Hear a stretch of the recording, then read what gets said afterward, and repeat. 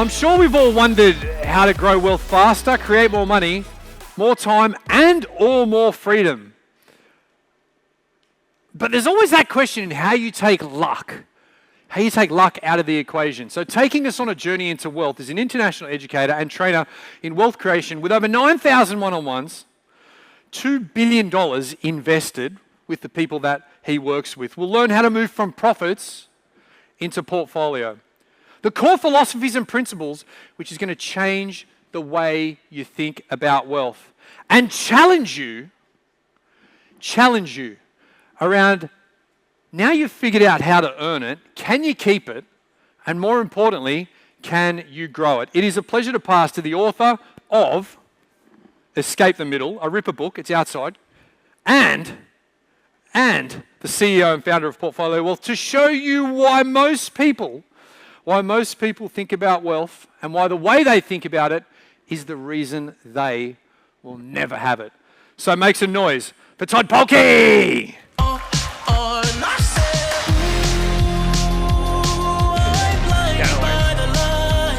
All right. So good to be here, everyone. I want to take on a bit of a story today. I want to take you back to the year 1988. I was a 5-year-old boy running around with my 2 brothers, causing absolute chaos for my mother. And as we were tearing around the house, something stopped me in my tracks. And I noticed something on the shelf that, to be honest, had probably always actually been there, but it was the first time I ever taken notice of it. And it was this little golden man sitting on the shelf over here. And as I got closer to look at this golden man, I noticed he was wearing some funny kind of suit, and he had a belt wrapped around his waist, standing on this wooden lectern. I didn't know what he was wearing. I didn't know what he was doing. The little place where that little plaque was on that little wooden shelf had long been gone. Little was I to know that that one experience there was going to change the entire course of direction of my life and was going to teach me skills and understandings and a learning and a way of life which have served me every day since then. And also taught me to be a better investor and how to teach other people to be able to take control of this thing called money in our life and use it to build wealth and create freedom. Now, I spoke to my dad about this a little bit afterwards. I was 5 years old, and he told me that it was a trophy that he'd won playing the sport of judo. Now, my 5-year-old mind didn't really grasp what the hell he was talking about at the time. I grew up in a little place called Toogoolawah in southeast Queensland, and there was 500 people living in the town. So we didn't really have a lot of judo mats floating around. It took me 3 years later until I moved to a place called Toowoomba, and where I was all of a sudden standing on the edge of my very first judo mat. I was 8 years old. Shit, I was nervous. There are all these people rolling around the ground and slapping it, and people were bowing to each other. I didn't know what they were doing. I didn't know why they were doing it. There was these people with other belts, and they were throwing people, and people were going smash on the ground, and it was a really nerve-wracking experience. The next 2 decades, I spent with a big part of my life playing the sport of judo. I earned my black belt after 10 years of playing it. And those skills that I learned in there change everything in how I think about wealth and how I think about investing. And this is what I've been teaching people for the last 2 decades of my life now, being 43 years old, I think is what I am, in order to be 1,000 people how to take control of this money and build wealth in their life. Now, what I want to share about that is really important because the skills I'm going to be talking about, the principle I'm going to be talking about of wealth creation is probably different than what you've actually heard before. A lot of people have this idea in their mind that in order to create wealth, well, you have to have a lot of money to make money. You might have to be really, really smart. You might have to be born in the right family, have the right parents or something like that. And I wanted you to know that's absolute and utter bullshit. It is a lie that we're taught along the way. And I'm walking testament to that because I grew up in a very middle-class family. Anyone else? Middle-class family, middle-class parent, middle-class parents, shouldn't say that, but they had middle-class jobs in just a middle type of home. That's what it was. I had a good education, but I was a terrible student. I graduated in the wrong end of average. And I can tell you right now, those are the things which don't dictate wealth. So as I got out of school, I was standing at the mat of life as a white belt. And I had this script that I'd been taught in life. And this script Probably a lot of you actually already know. I call it the script of the middle. Now, let me know if this makes sense to you. Who's understand this path of life where what you do is that you go to school and you study hard, so you can get out of school and you get a safe, secure job. Then you can exchange time for money for the next 4 decades of your life, buy a home with a fat mortgage on it, pay it off, make the bank a shitload of money, put money away in a super and hope that's going to save you, and just rinse, wash, and repeat decade after decade. Who's heard that rule of life and how we're supposed to follow it? Who's gotten to a point in their life where they go, this is a load of crap? Has anyone gotten to that point in their life at some point? I know that to be true, otherwise you would not be sitting in this room called Rise to Greatness. You've realized it's a load of shit. And you're looking for another pathway. Is that true for anyone in the room? You want another pathway that has a lot more options than the path that we're taught in school? Absolutely. That's why you guys are here today. And so I start off as a white belt like what we always do in life, not knowing what to do, just following the script of life. Now, as a white belt in life, we go out and we get a job. And what do we do when we first have our job? We get a job, we earn some money, and who's had this experience of money in their life where money comes in, then it just magically evaporates? Has anyone had the mystery of the universe called evaporating money in their life? Has anyone had that? Yeah, I know you all have. We all have. Dollar comes in, dollar goes out. Now, somewhere along the way, we have this understanding that, well, working harder isn't a wealth strategy. Who's played that game where your philosophy of life was the harder I work, the more successful I'll become? Has anyone tried that philosophy? Right, where does it, if that's your only strategy, where does it lead? Burnout. Who's done that to themselves before? Who's done it more than once you haven't learned the first time? Yeah, me, I've done it a few times now. And so that's what it is. It's not a wealth strategy, it's a survival strategy. So what happens? We move to yellow belt. When we want to get ahead more, what do most people do? They work harder. They hustle more. They get a side hustle. They grind it out. And so they go and start to increase their income. But the problem is they increase their income and then they create this income trap at the same time because they've increased their income. As people's income increases, what happens to lifestyle expenses? They magically rise at the same time. Has anyone had this experience? Right, they magically rise at the same time and then sometimes even more than that. And so you can't go back from lifestyle, so you create this income trap. So you've got high income but low control. You don't have the freedom you want, you don't have the control you want, you don't have the time that you want to be able to have in life. Now then a lot of people, what they do is they go out and let's start a business, because that will give me more freedom. Did anyone think that when they started a business? I'm going to start a business, I'm going to be my own boss, and I'm going to have all the freedom in the world. Did anyone do that? Who got humbled quite massively after having that experience? Yeah, me too.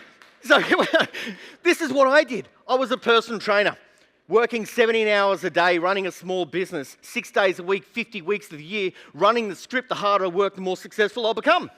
And I burnt myself out. By the age of 20, I felt like I was broken. My body was broken, playing judo, for Australia at that point in time, not sleeping enough, not recovering. Was a personal trainer, had leg surgery in both my legs, couldn't walk for about 6 months. Go Todd, winning the game of life, well done. My relationship was broken because I wasn't investing in it. And at the end of the year, the one area which I thought should be working really well for me, given the amount of hours I put in, my bank balance, well, I was broke there as well. And I learned this important thing that if you don't get your money working hard for you, then you're going to spend your entire life literally working hard for money. And this is where I fell into the world of investing. Oops. But most people, they didn't escape the middle, they just upgraded it when you start a business. Because a business can be like a black hole. It can take all your money, all your energy, all your time, all your freedom, if you allow it to. One of the reasons you are here today is because you're going to learn some skills not to get caught up in this black hole. Because a lot of us have been there. And then we start working for the worst boss in the world, which is ourselves. Right? The problem isn't your work ethic, it's your dojo. You're playing by the wrong set of rules. You're on the wrong mat. And so at some point in your life, you've got to step away from the script that we're taught. You've got to step away from the middle. And you've got to get a brand new set of rules of how you're going to play the game of life, how you're going to play the money game of life. Because you will never create wealth, you'll never create freedom by following the script that society teaches us. Society teaches us that a script which is designed to turn us into functioning cogs in the economic wheel of society, good boys and girls who do what they're told and pay their taxes. Yes? Who thinks that's a load of crap? Yeah, there's a better way to do things, right? And this is what we're going to be talking about. Now we move into the world of Orange Belt. This is where you get started and get your first investment. When you buy your first investment, do you think most people have this well thought out plan, strategy with the end destination in mind? You know what everything's going to be doing, you've done your due diligence. Is that how most people get into the world of investing? No, it's not. It certainly wasn't the case for me when I first started. Most people's strategy is they buy something and they hope like hell it goes up. That's what most people do. Now, don't get me wrong, it was such an important moment in your life if you've gotten to that point. And when you get to that point, it's such a critical moment because you take on the identity of being an investor, and that is really critical, really important. But if you just keep playing this strategy, you're going to get to a position of being stuck. Now, who's investing in the room already? Who's already an investor? Okay, great. Now, has anyone had the experience where you've bought a property or two, or you've done some shares, you've done some stuff, and then you've gotten to a point where the brakes felt like they've been put on, you can't move forward at the pace that you really want to in your investing? Has anyone had that experience? Two of you, come on, sure, come on. Well, I've worked with thousands of investors, I know the truth, right? And it's because they play this strategy of buy and hope. Now, what you need to understand about investing, and this is really important, every asset needs a job, but most people's assets are unemployed or underemployed. Every element you install in your portfolio has to serve a purpose. If it doesn't, then what the bloody hell is it doing there? The people I meet that have properties in their portfolio which aren't performing for them, they're actually holding them back, is significant. Everything has to earn its place, otherwise get out of it. So, when it comes time to getting your green belt when it comes to the world of investing, every asset has to earn its place. Now, I bought my first property at the age of 20 years old. By the age of 26, I had 5 properties within my portfolio. It was cool, right? It was great. But I was still an orange belt when I was doing it. So at the age of 26, there was this event that happened in 2008. Who remembers what it was? The global financial crisis. Does anyone remember this type of thing? And so I went from 5 properties to 0 properties in the space of a very short period of time. Fail. And the reason is because I thought investing was about buying shit. I thought it was about buying assets. I didn't realize that investing is about building systems. You don't buy assets, you build systems. And so every element has to serve a purpose within the portfolio. Wealth creation isn't about buying assets, it's about building systems. After I lost everything and started to rebuild it again, that's where I got my green belt. Because I started becoming intentional. I realized that building a wealth system, well, I had to protect what I was building. I had to learn how to keep what I was actually building. I had to learn the psychology of building systems as opposed to just buying some things. I had to learn about how to take control of my personal finances a greater way, learn how to manage debt and leverage effectively. Systems, there's 7 different areas of your wealth creation system you've got to take it on. It's not just buying some things. If you just buy some things, then I can pretty well guarantee you're going to get stuck along the way. And I meet thousands of investors, and this is exactly the place they are. But along the way in investing and also in the world of judo, as you get to going from a green belt to a blue belt, this is where a lot of people leave the sport. Because when it comes time to getting your blue belt, it's not just about learning some more throws or learning some more grapplings and then demonstrating it. You have to earn competition points. You have to have actually stepped onto the mat and applied what you know in competition.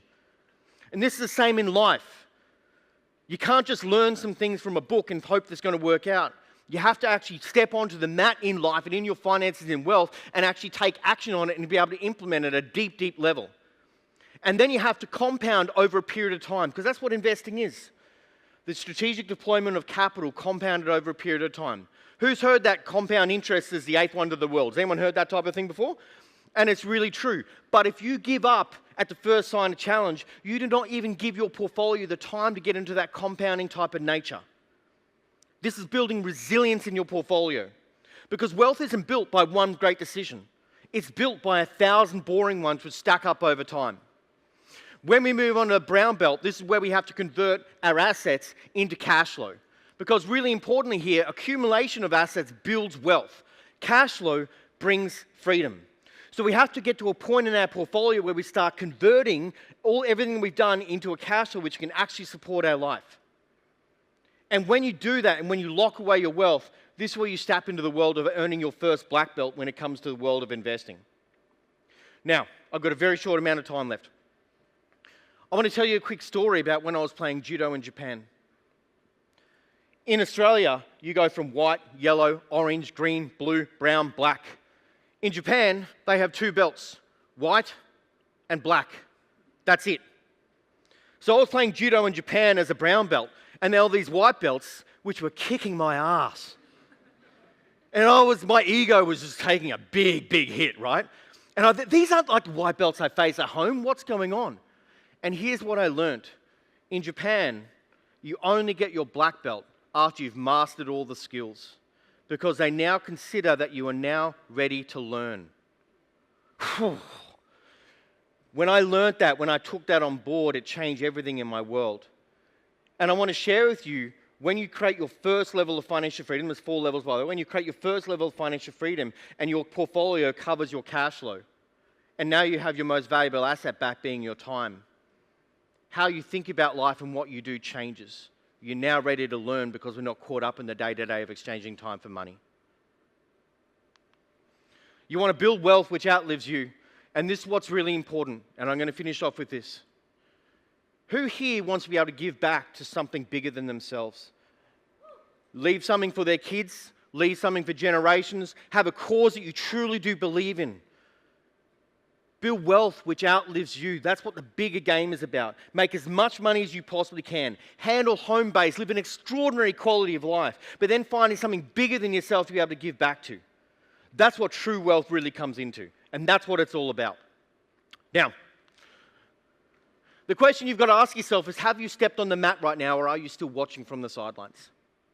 I've got a little gift that I want to give you guys. It's a wealth diagnostic. It's going to give you a personalized 21-page report which is going to tell you what belt that you're actually on right now in the world of investing. It's going to give you specific action steps, including a 90-day plan of what you can start doing about the 7 different areas of wealth, how you can start plugging the gaps in it, and how you can start compounding your capital to start earning your first black belt in judo.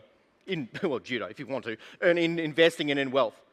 And if you want some help earning your next belt, we've got a booth at the back. I'd love to have a chat to you guys later, but make sure you get this. It's going to be absolutely invaluable for you. Thank you guys so much. I hope you have an incredible couple of days.